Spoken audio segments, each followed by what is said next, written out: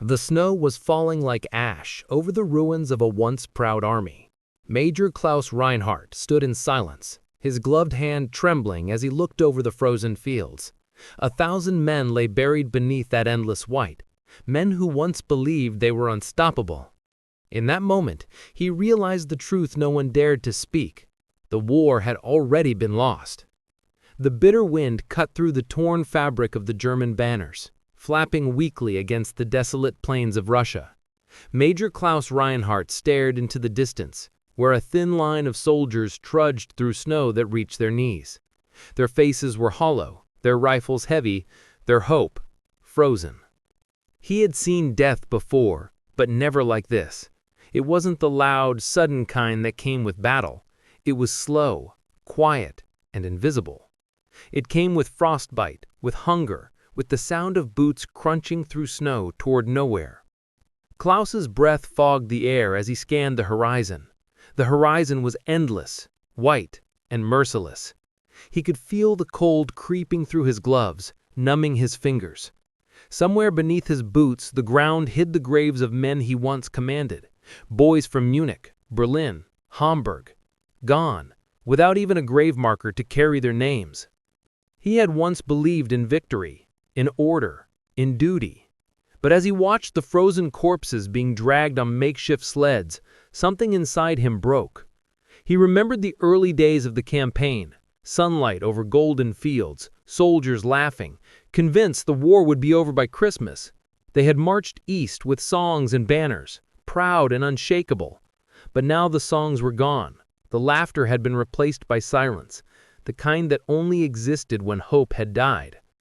A younger officer approached, saluting weakly, his eyes red from the wind. "Orders, sir?" Klaus didn't answer. He just looked past him, to the endless snow swallowing their tracks. There were no orders left to give, only survival. He had been taught that the enemy was weak, but he had seen the Russian winter, seen how it fought without pity, how it swallowed tanks and men alike. It was not a season, it was a weapon. At night, Klaus sat by a dim fire, listening to the faint cries of wounded men echo through the camp. The smell of smoke mixed with death and diesel. A small photograph of his wife and daughter rested in his pocket, creased, faded, warm from his touch. He wondered if they still believed he was alive. He thought of the men around him, farmers, teachers, fathers. None of them dreamed of conquest anymore. They only dreamed of home. And as another blizzard swept through the camp, Klaus finally understood. They were no longer fighting the enemy in front of them. They were fighting nature itself, and nature was winning. In the following days, the supply lines collapsed. Horses froze where they stood. Engines refused to start. Every step forward became a grave. Yet even then, discipline held them together, thin, fragile, but enough to keep moving. When a soldier collapsed beside him, Klaus kneeled, brushed the snow from the man's face, and whispered a line that would stay with him forever. A soldier's greatest courage is not in victory, but in enduring what others cannot.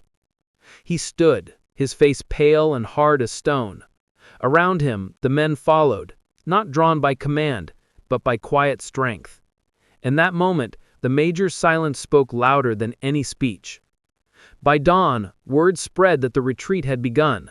The Wehrmacht was pulling back, not in disgrace, but in the bitter knowledge that the land had conquered them.